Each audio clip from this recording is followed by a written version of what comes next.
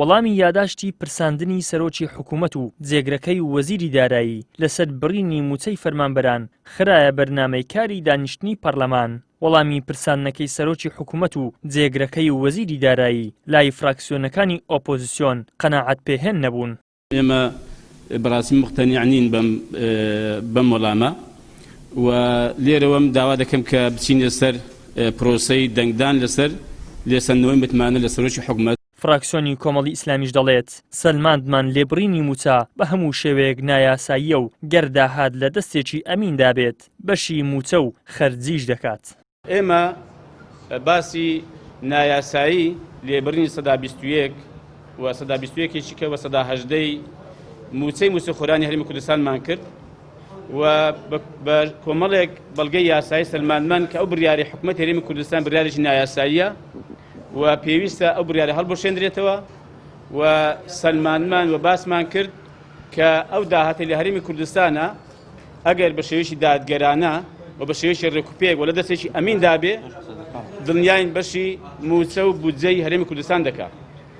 بەڵام بەداخەوە دیارە ئەو داهاتە بەشێکی زۆری بۆ گیرفانی شخص و بۆ گیرفانی حزب و بۆ گیرفانی کۆمپانیاکان دەچێت خەڵکی فەقیر و هەژاری ئەم وڵاتەش لێ بێ بەشە.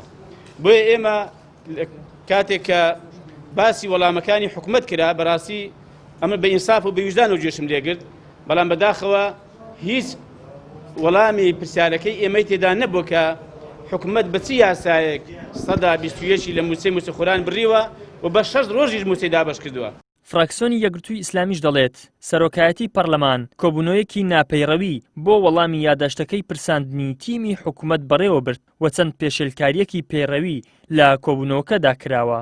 بایکۆتمان کرد بەهۆی ئەوەی کە سەرۆکایەتی پەرلەمان بە شێوازێکی ناپەیڕەوی کۆبوونەوەی پەرلەمانی ساز کرد بە غیاب و ئامادەنەبوونی سەرۆکی حکوومەت و جێگری سەرۆکی حکوومەت و وەزیری دارایی کە بەرپرسن بەرامبەر بە بڕینی موچەی موچەخۆرانی هەرێمی کوردستان بە ڕێژەی لە 121 و بە ڕێژەی لە 180 بڕینەکانی تر و پاشەکەوتکردن. بۆیە غیاب ئەبێ هۆکارەکەی شەرعی و قانونی بێ، غیاب بە مەزاج نابێ. ئێمەش ئامادەنین پرساندن بۆ کاغەز و بۆ راپۆرت و بۆ وەڵامی نووسراو بکەین. پرساندن بۆ بەرپرس ئەبێ بکرێ، ئەوەی کە خۆی بە بەرپرس ئەزانێ ئەبێ بێ لە هۆڵی پەرلەمانە دیفاع لە خۆی بکە و دەرەنجام ئێمەش پرسیارەکانی ئاراستە بکەین بۆی کە ئیجراعاتی پەیڕەوی پرساندن بکرێ.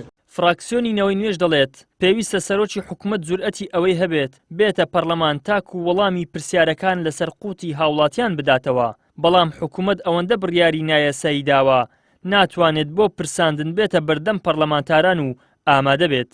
حکوومەت پێویستی بەوەیە جورئەتی هەبێ بێتە بەردەم پەرلەمان، جورئەتی وەڵامدانەوەی هەبێ، بەڵام دیارە ئەم حکوومەتە ئەوەندە کاری نایاسایی کردووە هەر لە بڕینی موچەی خەڵکەوە، هەر لە کۆمەڵێ زوڵم و ستەم و پارێکێشانەوە لە خەڵک لاو هەموو گەندەڵی و قاچاقچێتی و دزی و ناشەفافیەی کە لە نەوتا هەیەی ناتوانێ و جورئەتیەوەی نییە بێتە بەردەم پەرلەمان متمانەی لێ بسەندرێتەوە.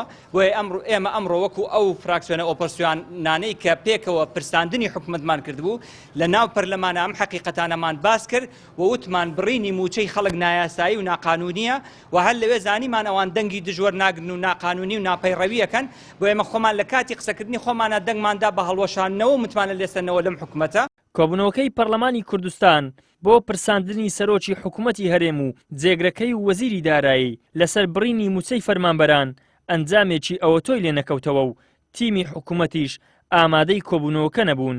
بەڵام فراکسیۆنی کۆمەڵ وەکو گەورەترین فراکسیۆنی ئۆپۆزیسیۆن و هەردوو فراکسیۆنەکانی یەکگرتووی ئیسلامی و نەوەی نوێ وەکو دوو فراکسیۆنی ئۆپۆزیسیۆن تا ئەو پەڕی توانە هەوڵی خۆیاندا بەرپرسیارەتی دۆخی ئابووری داڕوخاوی خەڵک و موچەخۆران ڕوبەڕووی حکوومەت و کاربەدەسان بکەنەوە، گەرچیش کاربەدەسان ئامادە نەبوون بۆ پرسێک کە پەیوەندی ڕاستەوخۆی بە ژیانی خەڵکەوە هەیە بێنە پەرلەمان و ڕوبەڕوو وەڵامی پرسیارەکان بدەنەوە.